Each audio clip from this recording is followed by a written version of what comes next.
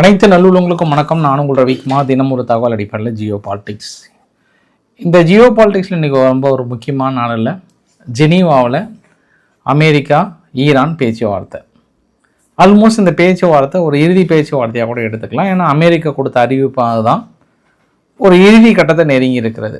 ஆனால் அந்த பேச்சுவார்த்தையில் வெற்றி பெற்றிருக்கிறதா தோல்வி பெற்றிருக்கிறதா, ஈரான் தரப்பில் என்ன சொல்லியிருக்காங்க, ஒரு அரசல் போசலான தகவல்கள் கிடைத்திருக்கிறது. ஆல்மோஸ்ட் நம்ம யுத்த களத்துக்கு நுழைய போகிறோம்ன்ற மாதிரி தான் எனக்கு தெரிந்த தகவல் வட்டாரங்கள் தெரிகிறது. வாங்க, உங்களுக்கு நேராக ஜெனீவாவுக்கே கூட்டிகிட்டு போகிறேன். நீங்களே அங்கே இருக்கக்கூடிய சம்பவங்களை பார்க்க போகிறீங்க. ஜெனீவா முடிச்சுட்டு அதுக்கப்புறம் எங்கெங்கெல்லாம் போர் விமானங்கள் தயாராக இருக்குது, அமெரிக்கா இஸ்ரேல் கோத்து விடுதா, இஸ்ரேல் அமெரிக்காவை கோத்து விடுதா, யார் அடிக்க போகிறாங்க, அதுதான் இனி முக்கிய விவகாரமாக பார்க்கப்படுது. இன்னும் நிறைய பேர் 2000%, 3000%லாம் தாக்கல் நடத்த மாட்டாங்கன்னு நினைக்கிறீங்க. அது தவறு. என்னுடைய விஷயத்தில் நான் கான்ஃபிடென்ட்டாக இருக்கிறேன். இன்னைக்கு கூட வாங்க, உங்களை போர்க்களத்துக்கே கூட்டிகிட்டு போகிறோம். வாங்க நண்பர்களே, கூடிய விரைவில் நீங்கள் எதிர்பார்க்க போகிறீங்க. மிகப்பெரிய சம்பவம் நடக்க போகிறது. ஸோ வீடியோக்குள்ள போகிறதுக்கு முன்பு நீங்கள் நம்ம சேனலை சப்ஸ்கிரைப் பண்ணலாம். சப்ஸ்கிரைப் பண்ணிட்டு வாங்க. மறக்காம பெல் பட்டனை கிளிக் பண்ண ஆல் ஆப்ஷன்ஸ் கொடுங்க. வீடியோ கொடுக்கலாம்.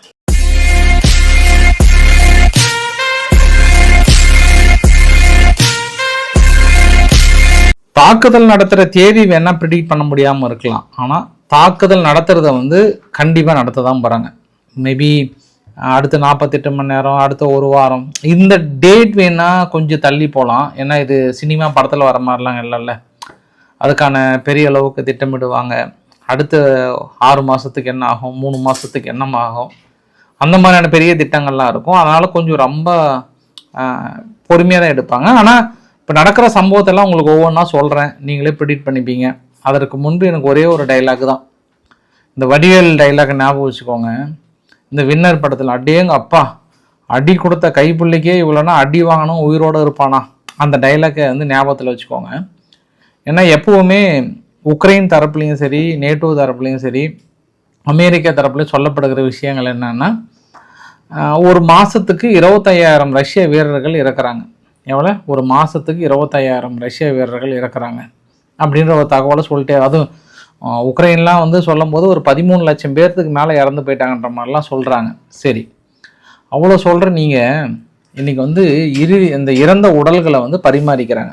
யார்? இந்த வீடியோ பதிவு பக்கத்தில் பாருங்கள்.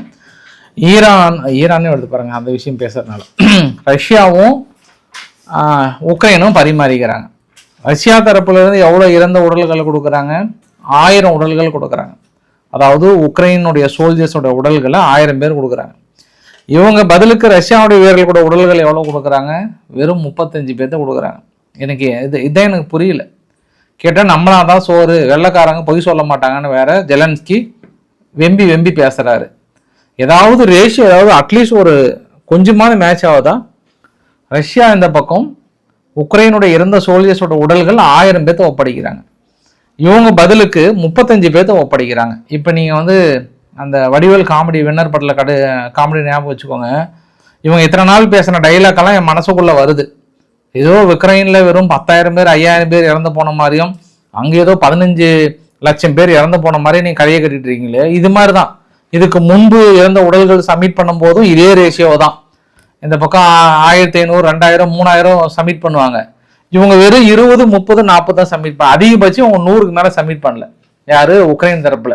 அதனால நம்ம என்ன மனசுக்குள்ள கொண்டு வரணும் அப்படின்னா, ஒவ்வொரு தடையும் உக்ரைன் இது மாதிரி இவ்வளோ வீரர்கள் எல்லை களத்தில் ரஷ்யா இறந்துட்டாங்கன்னு சொன்னாங்கன்னா, வடிவேலுக்காக தான் நம்மளுக்கு அடேங்க அப்பா, அடி கொடுத்த கைப்புள்ளியே இந்த நிலைமையில இருக்கிறானா, அடி வாங்கினவன் இன்னும் உயிரோட இருப்பானான்ற கதையை சொல்லிட்டு நம்ம முக்கியமான பதிவுக்குள்ள போகலாம். இதெல்லாம் பார்க்கும்போது நம்ம ஒன்றும் சொல்றதுக்கு இல்லை பாஸ்.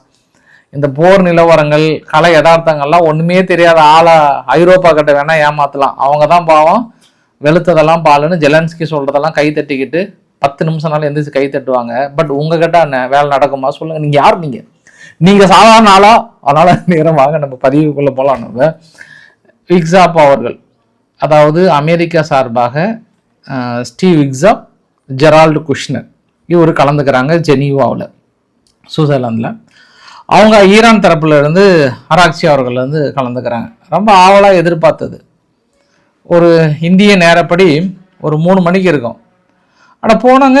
மீட்டிங் 15 நிமிஷம் தான், வெறுன்ட்டு. இவங்க ஒரு ரூமில் இருக்கிறாங்க, அவங்க ஒரு ரூமில் இருக்கிறாங்க. ஓமனுடைய ஃபாரின் மினிஸ்டர் நடுநிலை வகிக்கிறாரு. இந்த ரூமில் வந்து பேசுவார், அந்த ரூமில் பேசுவாருங்க. ஆனால் 15 நிமிஷம் தாங்க. 15 நிமிஷத்தில் என்ன சொல்லிட்டாங்க, அவ்வளோதாம்மா பேச்சுவார்த்தை முடிஞ்சிருச்சு, அடுத்த ரவுண்டு நாங்கள் வரோம் அப்படின்னு போயிட்டாங்க. ஆளாளுக்கு டீயை குடிச்சிட்டு கிளம்பிட்டாங்க. ரொம்ப ஒரே பெரிய எதிர்பார்ப்பு அந்த என்னப்பா கொட்டசாமிங்களே, உலகமே எதிர்பார்க்குற இந்த சமயத்தில் வெறும் 15 நிமிஷத்துலேயே நீங்கள் முடிச்சிட்டீங்களே, அங்கே போயிட்டு ஓமனில் மணிக்கணக்காக 6 மணி நேரம் 7 மணி நேரம்லாம் பேசுனீங்களே அப்படின்னு நினச்சேன் நான். ஏக்குமார் தோன் துக்கடான்ற மாதிரி வந்து 8-1 துண்டு 2ன்னு போயிட்டாங்களா அப்படின்னு நினச்சோம்னா, அப்புறம் ஓமனுடைய ஃபாரின் மினிஸ்டர் ஒரு எக்ஸ்ட்ரா பதிவு ஒன்று போட்டார். இந்த மாதிரி அமெரிக்காவும் இவங்க ஈரான் நெகோசியேஷன் பண்ணாங்க, நல்ல பாசிட்டிவாக தான் வந்திருக்கு, அருமையாக வந்திருக்கு, வி ஆர் ப்ராக்ரஸ், நிறைய போயிட்டே தான் இருக்குது அப்படின்னு சொன்னோடனே ஓ ஏதோ உயிர் இருக்கும் போல் அடுத்து பேசுவாங்கன்னா, அப்புறம் தான் வால் ஸ்ட்ரீட் ஜேர்னல் மறுவைத்த நபர் அங்கே இருப்பாங்களா இல்லையா, அவங்க ஹோட்டல்லேருந்து ஒளிந்து ஒரு தகவலை கொடுத்துட்டாங்க. ஐயா ஒன்றும் இல்லைங்க ஐயா, இந்த தடவை வந்து அமெரிக்கா தரப்புல இருந்து சும்மா வள கொலலாம் பேசலை, போயிட்டு 5 கண்டிஷனு ஒரு பேப்பரில் அந்த ஓமனோட ஃபாரின் மினிஸ்டர் வாப்பா அப்படின்னு சொல்லிட்டு இங்கே பாருங்கள் 5 கண்டிஷனு, இது ஒத்துக்கிட்டாங்கன்னா பாருங்கள், இல்லைன்னா பேச்சுவார்த்தையை முடிச்சிக்கலாம் அப்படின்னு முதல்ல 5 கண்டிஷனுக்கு ப்ரிப்பேர் ஆகிறாங்களா இல்லைன்னு கேட்டுக்கோப்பா அப்படின்னு கொடுத்துட்டு வந்ததா சொல்கிறாங்க. சரி, அந்த 5 கண்டிஷன் என்ன அப்படின்னா உங்ககிட்ட டிஸ்பிளே பண்ணுற பாருங்க. முதல் கண்டிஷன் வந்து அவங்க கிட்ட இருக்கக்கூடிய நியூக்ளியர் சைட்டை வந்து டிஸ்மேண்டில் பண்ணணுன்றாங்க. ஃபர்டோ, நட்டான்ஸ், இஸ்ஃபஹான் முழுமையாக டெஸ்ட்ராய் பண்ணணும்னு சொல்கிறாங்க. ரெண்டாவது, அந்த என்ரிச் பண்ண யுரேனியம் அமெரிக்கா கிட்ட தான் ஹேண்ட் ஓவர் பண்ணணுன்றாங்க. மூணாவது, பர்மனன்ட் ரெஸ்ட்ரிக்டட், அதாவது 0 என்ரிச் மட்டும்தான் வந்து இருக்கணுன்றத கூட கிடையாது, நோ வாய்ப்பே இல்லைன்ட்டாங்க. நான்காவது என்னன்னா, தெஹரானுடைய ரியாக்டர் வேணா கண்டினியூ பண்ணிக்கலாம், ஆனால் வெரி லோ லெவல் என்ரிச்மெண்ட்டாக இருக்கணும், அது வந்து மெடிக்கல் பர்பஸுக்காக மட்டும்தான் இருக்கணும். அஞ்சாவது, கண்டிஷனல் சான்சேஷன், அதாவது குறிப்பிட்ட பொருளாதார தடையை ரிலீவ் பண்ண முடியும், மினிமம் ரிலீஃப் மட்டும் தான் பண்ண முடியும், அடிஷ்னல் இன்சென்டிவ் வேணா வந்து ஈரான் வந்து ஃபுல்லாக கொடுத்துக்கலான்ற மாதிரி வந்து சொல்லப்படுகிறது. அங்கே அந்த பேச்சுவார்த்தையில் கிராசி அவர்கள், யார் யுஎனுடைய நியூக்ளியர் வாஷிடாக்னுடைய சீஃப் வந்து கலந்துக்கிட்டார். ஸோ இதுதான் அந்த 5 கட்ட பேச்சுவார்த்தையா அப்படின்னா இது கொஞ்சம் நம்புற மாதிரி தான் இருந்தது. ஏன் நம்புற மாதிரி இருந்தது அப்படின்னு நினைக்கிறீங்களா? அந்த 15 நிமிஷத்துக்கு அப்புறம் ஒரு 2-3 மணி நேரம் கேப் வருது. அப்புறம் ஈரான் ஆராய்ச்சி மேபி ஈரானுக்குலாம் பேசியிருப்பாரு. அதுக்கப்புறம் மறுபடியும் கூட்டுறாங்க. மறுபடியும் இந்த செகண்ட் ரவுண்டு பேச்சுவார்த்தை எவ்வளோ நேரம் நடந்தது அப்படின்னா 1/2 hour கூட நிற்கல. அது ஆளாளுக்கு வந்து பிரிச்சுட்டு வந்துட்டாங்க. உங்களுக்கு காரணம் ஏற்கனவே சொல்லிட்டேன், ஸ்டீவ் விக்ஸா பார்க்குற வரைக்கும் அந்த பேச்சுவார்த்தை வந்து சக்ஸஸ் ஆகாதுன்றதுல நம்மளுக்கு ஆரம்ப கட்டத்தில் நம்ம சொல்லிட்டு இருக்கோம் இல்லையா. அதுக்கப்புறம் அல் ஜசீராவுக்கு வந்து சிறப்பு முறையில் அங்கே போன ஒரு சில நபர்கள் பேட்டி கொடுக்கும்போது அமெரிக்கா வைத்திருக்கிற கோரிக்கையெல்லாம் வந்து 0% ஒன்று கூட நிறைவேற்ற முடியாது, 0 என்ரிச்மெண்ட் வந்து எங்ககிட்ட இருக்கக்கூடிய அணுவாயத்தை டிரான்ஸ்ஃபர் பண்ணுறது, இந்த மாதிரியான விஷயங்களை வந்து கற்பனைக்கு எட்டாத விஷயம், அதுக்கான வாய்ப்புகளே இல்லை. மிசைல்ஸை பற்றியோ மற்றதை பற்றியோ நாங்கள் பேச விரும்பலை, யார் டாக்கிங் சீரியஸ்லி.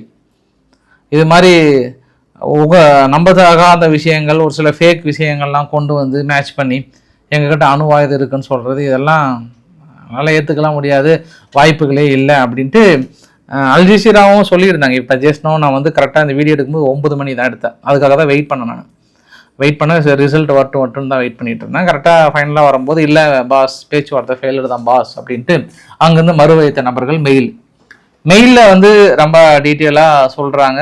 அந்த ரூமில் கிட்டத்தட்ட அப்படி இப்படின்னு இருந்தவங்க விறுவிறுன்னு திரும்பி கூட பார்க்காம போயிட்டாங்க, அவங்களும் திரும்பி கூட பார்க்காம வந்துட்டாங்கன்ற மாதிரி சொல்கிறாங்க. சரி, அப்போ நம்ம வந்து இந்த பேச்சுவார்த்தை ஃபெயிலர் அப்படின்னும் போது நம்ம அமெரிக்கா சொன்ன ஸ்டேட்மெண்ட் என்ன, இது உங்களுக்கு இறுதி சான்ஸ், முடிவெடுக்க வேண்டியது நீங்கள், பூப்பாதையா சிங்கப்பாதையா, இனி நாங்கள் அடிக்க போறோன்ற மாதிரி சொன்னாங்க. ஆனால் இந்த கார்டியன் பத்திரிகை, பார்டியன்ல பொலிட்டிகோ அப்படின்ற ஒரு பத்திரிகை வந்து திடீர்னு ஓடி வந்து இன்னைக்கு காலையிலேருந்து எந்த ஒரு நியூஸும் சொல்லிட்டு இருக்கிறாங்க. அமெரிக்காவுக்கு வந்து அட்வைஸ் பண்ணுறாங்க ஒரு சில தலைவர்லாம் வந்து, ஏன்னா ஐரோப்பாவிலையும் ஒரு சில ஒற்றுமை இல்லை, நேட்டோ நாடுகளும் ஒன்றா இணைந்து தாக்கல் நடத்தினா பரவாயில்ல, நம்ம ஏன் போய் தனியாக மாட்டணும் இந்த விவகாரத்தில், ஃபஸ்ட்டு இஸ்ரேல் அடிக்கிட்டோம், இஸ்ரேல் அடிச்சுட்டு லாஸ்ட் டைம் போய் எப்படி உதவி பண்ணுமோ அதே மாதிரி உதவி பண்ணலாமே, தேவையில்லாமல் நம்மளுக்கு தானே லாஸ் வரும், அதுதான் நம்மளுக்கு பெட்டர் ரிசல்ட்டுமே கிடைக்கும் அப்படின்ற மாதிரி ஐடியா கொடுத்ததா சொல்கிறாங்க. அதாவது இப்போ யாரை கோத்து விடுறாரு தான் ரொம்ப முக்கியம். இப்போ அமெரிக்காவை கோத்து விட போகிறாங்களா இல்லை இஸ்ரேலை கோத்து விட போகிறாங்கன்றாங்க. ஆனால் இஸ்ரேலுடைய ஊடகங்கள் காலையிலேருந்தே கொஞ்சம் ஒரு சில பகுதியில் அலர்ட்டாக இருந்தாங்க. அதாவது ஹெஸ்புல்லா தாக்கல் நடத்துறதுக்கான பாசிபிள் சைட்லாம் ஒரு சில வரைபடத்தோட சொல்லி அந்த பகுதி ஒரு பக்கம் இந்திய பிரதமர் மோடி அவர்கள் அங்கே இஸ்ரேல் இருக்கிறார், இது ஒரு பக்கம் இருந்தாலும் அதை பற்றி நான் உங்களுக்கு சொல்கிறேன் நான் பின்னாடி. ஆனால் அங்கே ஏற்பாடுகள் இதெல்லாம் வந்து கொஞ்சம் டீட்டெயிலாகவும் இருந்ததாகவும் சொல்லப்படுகிறது. முக்கிய இடங்கள்லாம் பாதுகாப்பு கொடுக்கப்படுகிறது. ஒருவேளை இதுதான் சாக்குன்னு ஹெஸ்புல்லா அடிக்கலாம் கூட இன்னும் கொஞ்சம் சொச்சம் இருக்கும் போல, அதனால் அடிக்கிறதுக்கு பயன்படுத்துகிறாங்களா இல்லை நிஜமாவே அவங்க அடிக்கிறாங்களான்னு பொறுத்து இருந்து பார்க்கணும் நம்ம. இதுக்கப்புறமும் அவங்க இஸ்ரேல் மீது அடிக்கிறாங்கன்னா அப்போ இத்தனை நாள் நீங்கள் என்னதான் நீங்கள் ட்ரோன் மூலயமா வாட்ச் பண்ணி தாக்கல் நடத்துனீங்க, கோட்டாவின் அடிப்படையில் தாக்கல் நடத்துனீங்கன்னு எனக்கு புரியல. ஆனால் இதில் ரொம்ப ஸ்மார்ட்டாக வந்து ப்ளே பண்ணுறது யாருன்னா சீனாவுடைய சேட்டலைட் இமேஜஸ் டெய்லியும் வெளியிட்டுறாங்க, தினசரி வெளியிடுறாங்க. அங்கே இஸ்ரேலினுடைய ஓவிடா ஏர்பேஸில் 11 அமெரிக்காவுடைய F-22 எந்த இடத்துல நிறுத்தியிருக்காங்க, ரீஃபியூல் டேங்கர் எந்த இடத்துல நிறுத்தியிருக்காங்கன்றதையும் வெளியிடுறாங்க. அதுக்கப்புறம் அல்-உதைத் ஏர்பேஸில் வந்து C-20 டிரான்ஸ்போர்ட் ஏர்கிராஃப்ட் வந்து எந்த அளவுக்கு இருக்குன்றதையும் வெளியிடுறாங்க. அதுக்கப்புறம் இப்போ லேட்டஸ்ட்டாக வெளியிட்டிருக்காங்க. அது சேட்டலைட் இமேஜஸ் யாருனாலும் வெளியிடுவாங்க, அது ஒன்று இருக்கிற லொக்கேஷன் பார்க்கறது வெளியிடுவாங்க. பட் லைவாக வெளியிடுறது தான் பெரிய ரிஸ்க்காக இருக்கும். அது எப்படி அவங்க சீனா ஹேண்டில் பண்ணுறாங்களோ தெரியல. இல்லை ஈரானு கண்டிப்பாக பெரிய அளவுக்கான உதவிகள் செய்வாங்க. அப்புறம் ஆப்ரஹாம் லிங்கனுடைய கப்பல் எங்கே இருக்குது, ஜெரால்ட் ஆர் ஃபோர்டு இஸ்ரேலுக்கு இன்றைக்கி நைட்டுக்குள்ளே போய் சேர்ந்துருன்றாங்க. லொக்கேஷன் பேஸ் பண்ணால் அந்த பதிவுகள் கூட பார்க்க முடிஞ்சது ஆன் த வே.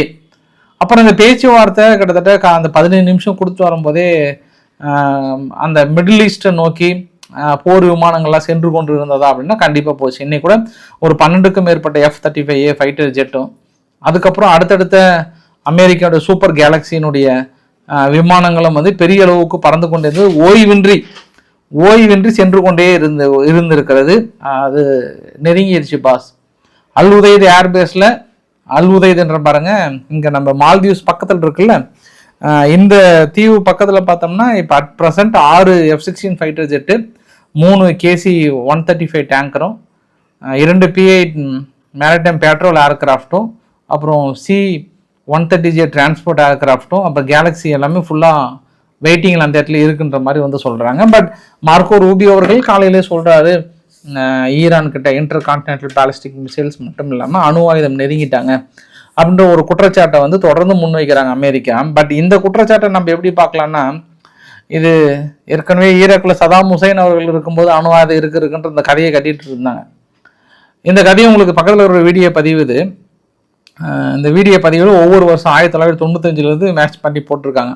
அதாவது நெதன்யாகு அவர்கள் பேட்டியில் கொடுக்கும்போது, நெதன்யாகு அவர்கள் 1995 வந்து ஈராக் வந்து இன்னும் ஒரு வாரம் தான் இருக்குது அணு ஆயுதம் தயாரிப்பதற்குன்னு சொன்னார். அதுக்கப்புறம் 2006 இதே டைலாக் சொன்னார், இன்னும் ஒரு வாரம் தான்னாரு. 2012 இன்னும் ஒரு வாரம் தான் ஈரான் அணு ஆயுதம் கைக்கு வந்துடும்னாரு.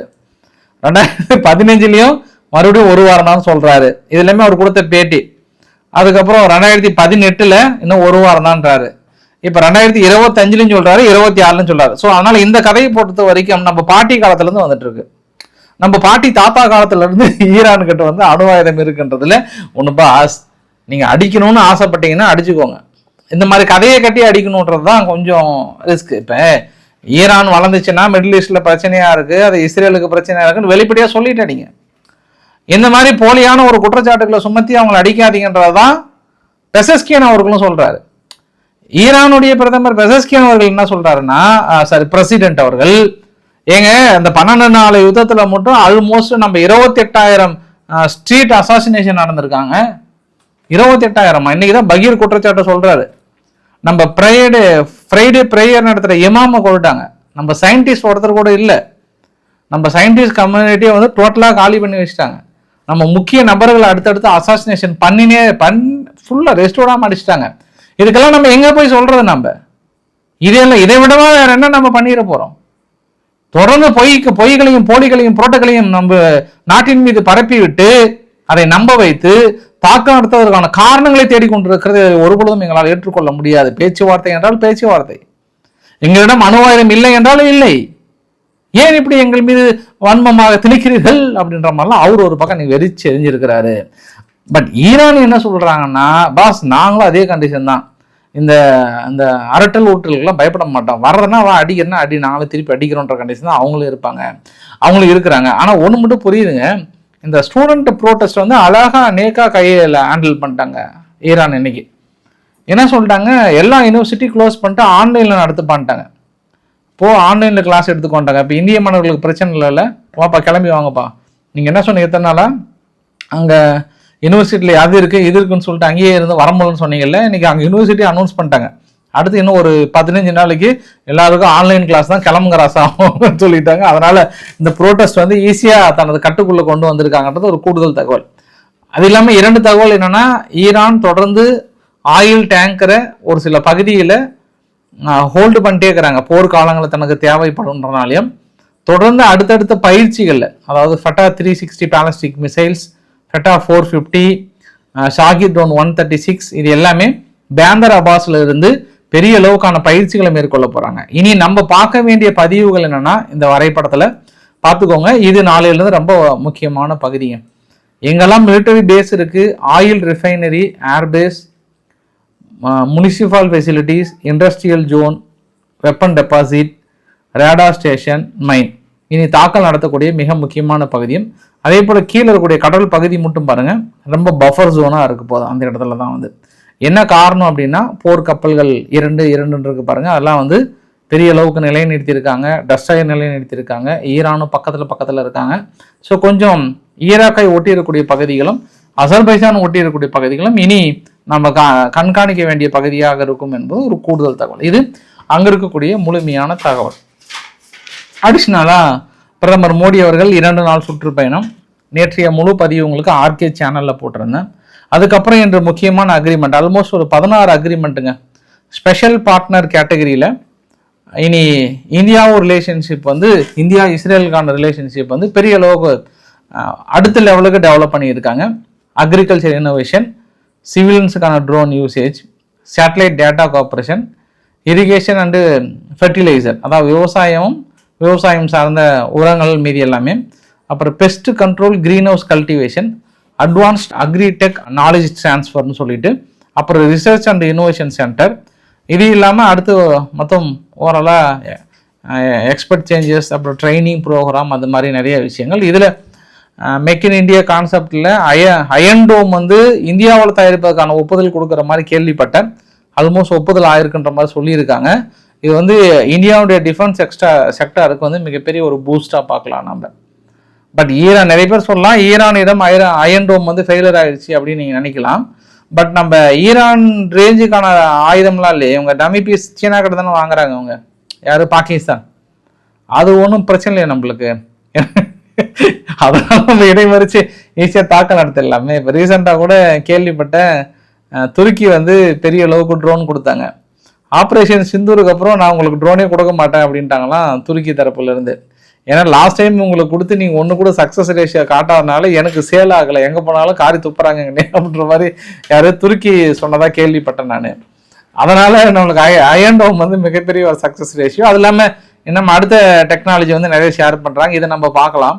அப்புறம் இஸ்ரேலில் வந்து இனி யூபிஐ பேமெண்ட் ஸ்கேன் பண்ணி பே பண்ணுறோம் இல்லையா, அதே மாதிரி யூபிஐ பேமெண்ட் வந்து கிட்டத்தட்ட ஓகே ஆகுதுன்றது ஒரு அடிஷ்னல் தகவலாக நம்ம சொல்ல முடியுது. அது இல்லாமல் அடிஷ்னலாக இந்தியா வந்து இஸ்ரேலோட யூபிஐ பேமெண்ட் வந்து கிட்டத்தட்ட ஓகே பண்ணுறதான் வந்து ஒப்புதலும் வந்து கொடுத்துருக்காங்க. நெதன்யாஹூ அவர்கள் சொன்ன விஷயம் ரொம்ப சுவாரஸ்யமாக இருந்தது. இந்தியருடைய ஹோட்டல் ஒன்று டெல்லவியூவில் நடந்துட்டுருக்கு இல்லையா, அந்த டெல்லவியூ ஹோட்டலில் நான் முறை போய் சாப்பிடும்போது தான் சாரா அவர்களை பார்த்தேன் நான். அதுக்கப்புறம் 2வது தடவை போகும்போது அவர் அங்கே இருந்தாங்க. ஸோ அதனால் எனக்கு ஒரு நல்ல வாழ்க்கையை ஏற்படுத்தி கொடுத்ததில் இந்தியருடைய ஹோட்டல் ரொம்ப பெருமையாக இருக்குன்ற மாதிரி வந்து சொல்லியிருந்தார். அதில் முதல் உலக யுத்தத்தில் வந்து இந்தியர்கள் வந்து இந்திய சோல்ஜர்ஸ் வந்து தியாகம் பண்ணி நம்ம ஜூஸ் மக்களை காப்பாற்றினாங்க. அதனால் என்றைக்குமே நம்ம நன்றி கடன் பட்டிருக்கோம் இந்தியாவுக்குன்ற ஒரு வார்த்தையும் வந்து சொல்லியிருந்தார் என்பது ஒரு கூடுதல் தகவல். அப்புறம் ஜெருசலமில் வந்து நாசிக்களால் கொல்லப்பட்ட யூதர்களுக்கான நினைவு அஞ்சலி அந்த இடத்துல நினைவு தூண்டிருக்கு, அந்த இடத்துல போய்ட்டு அஞ்சலி செலுத்தினார்ன்றது ஒரு கூடுதல் தகவலாக சொல்ல முடியும். குறிப்பாக எதிர்க்கட்சிகள் வந்து பலமான எதிர்ப்புகளும் தெரிவித்திருக்கிறாங்க இஸ்ரேலோட பயணம். ஆனால் இந்த இஸ்ரேலுடைய பயணம் இந்தியாவுக்கு மிகப்பெரிய ஒரு நன்மை பயக்கக்கூடிய ஒரு நிறைய அக்ரிமெண்ட்டை வந்து பார்க்க முடியும், இதுவரை இல்லாத ஒப்பந்தங்களை பார்க்க முடிகிறது அப்படின்றது ஒரு கூடுதல் தகவல். நம்ம இதுக்கப்புறம் இந்த மிடில் ஈஸ்ட் காரிடர் இருக்கு இல்லையா, இந்த மிடில் ஈஸ்ட் எக்கனாமிக் காரிடர் IMECன்னு சொல்லுவாங்க, இது வந்து மிக பெரிய முக்கியத்துவம் வாய்ந்ததாக பார்க்கப்படுகிறது. இனி கிரீஸ், இஸ்ரேல் வழியாக ஜோர்டன்லேருந்து சவுதி அரேபியா, UAE, இந்தியா வழியாக கொண்டு வருவதற்கான ரூட்டை வந்து ஸ்ட்ராங் பண்ண போகிறாங்க. ஆல்மோஸ்ட் 2023 செப்டம்பரில் அனௌன்ஸ் பண்ணாங்க. பட் ரொம்ப சீக்கிரமாக அதை ஒப்புதல் பெறாங்க. சப்போஸ் ஈரான் வந்து சேஞ்சஸ் வந்தாலுமே வந்து அதை இஸ்ரேல் அமெரிக்காவிடம் இருந்து மறுபடியும் வாங்குவாங்கன்ற மாதிரியான இன்னொரு ஆங்கிள்லையும் நான் பார்த்தோன்னா கூடுதல் தகவலாக சொல்ல முடியும். இப்போ நம்ம உக்ரைன் விவகாரத்தில் லாஸ்ட்டாக ஃபினிஷ் பண்ணுறதுக்கு முன்பு நம்மளுடைய இராணுவ ஜெனரல் வந்து ஒரு வார்த்தை சொல்கிறாரு. மறுபடியும் எல்லை பகுதியில் வந்து ஒரு சில ஊடுருவல்கள் சத்தங்கள் அதெல்லாம் லைட்டாக தென்படுகிறது. பாகிஸ்தான் ஒன்று மட்டும் மனசில் வச்சுக்கோங்க, ஆப்ரேஷன் சிந்தூர் வந்து ஜஸ்ட் 4 நாள் தான், ஒரு சாம்பிள் தான், சும்மா நாங்கள் லிமிட்டட் அட்டாக் தான். இந்த தடவை அடிச்சுன்னா முட்டி போட வச்சுருவோம், உங்களை மண்டியிட வச்சுருவோம், கொஞ்சம் கேர்ஃபுல்லாக இருங்க. இனிலாம் நாங்கள் வந்து நிலம் நீர் காற்று ஆகாயம்ன்ற மாதிரி வந்து முப்படைகளும் தயார் நிலையில் இருக்க, அடித்தா இந்த இதுக்கப்புறம் எங்களுக்கு லிமிட்டே கிடையாது, முடிச்சு போயிட்டே இருந்தோம். கிரவுண்ட் லெவல் அட்டாக் வந்து வேறு மாதிரி இருக்குன்ற மாதிரியான எச்சரிக்கையும் கொடுத்துருக்காங்க. கூடுதல் தகவல் வீடியோ நிறைவு பகுதியில். நேற்று இரவு ரஷ்யா கடுமையான தாக்கல் நிகழ்த்திருக்கிறது உக்ரைன் மீது. 420 ட்ரோன் மேலே 11 பாலஸ்டிக் ஏவுகணைகளை வைத்து தாக்கல் நிகழ்த்திருக்கின்றது. கடுமையான எனக்கு ஆயுதங்களை கொடுங்க, சீக்கிரம் கொடுங்க, நான் போய் ரஷ்யாவை பிடிச்சி உங்களை ஐரோப்பாவை காப்பாற்றுறன்ற மாதிரியான கோரிக்கை வைத்திருக்கிறார். ஐரோப்பாவுடைய கவுன்சில் வந்து என்ன சொல்லியிருக்காங்கன்னா கடுமையாக எச்சரிக்கை கொடுத்துருக்காங்க. ஐரோப்பாவுடைய தேர்தலை தலையிடுறதை நிறுத்துங்க, இல்லைனா விளைவுகள் வேறு மாதிரி இருக்குன்ற மாதிரி அமெரிக்காவை எச்சரிக்கை கொடுத்துருக்காங்க. இந்த வரைபடத்தோடு முடிக்கணும்னு விரும்புகிறேன் நான். கொஞ்சம் சிரியாவுக்குள்ளார ஐஎஸ்ஐஎஸ்னுடைய தாக்குதல் அதிகமாகிவிட்டது. அங்கங்கே குரூப் தாக்குதல், இந்த மண்டை ஓடுலாம் இருக்குல்ல, அது எல்லாமே வந்து சிரியாவில் ஐஎஸ்ஐஎஸ் தாக்குதல். இதற்கு முன்பு இந்த அளவுக்குலாம் கிடையவே கிடையாது. அமெரிக்காவும் அங்கேருந்து எஸ்கேப் ஆகிட்டாங்க, மற்றவங்க குர்தீஸும் எஸ்கேப் ஆகிட்டாங்க. இனி நீங்களாச்சு அவங்களாச்சுன்ற மாதிரி ஒட்டுமொத்த ஐஎஸ்ஐஎஸும் நிஜமாவே ஈராக்குள்ளே கடத்திட்டு போனாங்களா இல்லை அங்கேயே போய் இருந்தாங்களான்னு தெரியல. நிறைய ஆஃபீஸருடைய தலைகளே துண்டிக்கப்படுகிறது, அதை வீடியோவாக எடுத்து வெளியிடுறாங்க. நிறைய மக்களும் கொல்லப்படுறாங்க. ஸோ ஐஎஸ்ஐஎஸ் வந்து இந்த எலும்புக்கூடுகள்லாம் பாருங்கள். இது எல்லாமே இப்போ ரீசெண்டாக நடந்த அட்டாக் என்பதும் கூடுதல் தகவலாக பார்க்க முடியும். ரக்கா பகுதியில் ஐஎஸ்ஐஎஸ் வந்து பெரிய அளவுக்கு ட்ரபிள் கொடுக்குறாங்க. ஸோ இப்போ தான் புரியும் இவங்களுக்கு. இதுக்கு முன்பு குர்தீஸே பரவாயில்ல, குர்தீஸ் இருக்கிற வரை ஐஎஸ்ஐஎஸ் வந்து தலை தூக்கல. எப்போ இவங்க துருக்கி பேச்சை கேட்டுக்கிட்டு குர்தீஸை விரட்டுறாங்களோ அன்னையிலிருந்து ஐஎஸ்ஐஎஸ் தலை தூக்குது. இது திரும்பி பழைய வரலாறு திரும்புகிறது. இந்த இடத்துல எங்கேயோ ஒரு இடத்துல இன்னும் எனக்கு ஒரு சில டவுட் கிளியர் ஆகவே இல்லை. பார்க்கலாம், தகவல் கிடைத்த விடும் எங்கே சென்று விடுகிறது. இன்றைக்கு ஓரளவுக்கான தகவலை கவர் பண்ண நினைக்கிறேன். பிடிச்சிருந்தா லைக் பண்ணுங்கள், ஃப்ரெண்ட்ஸை ஷேர் பண்ணுங்கள், சப்ஸ்கிரைப் பண்ணுங்கள். ரவிக்குமார் சோமு சேனல். நன்றி, வணக்கம்.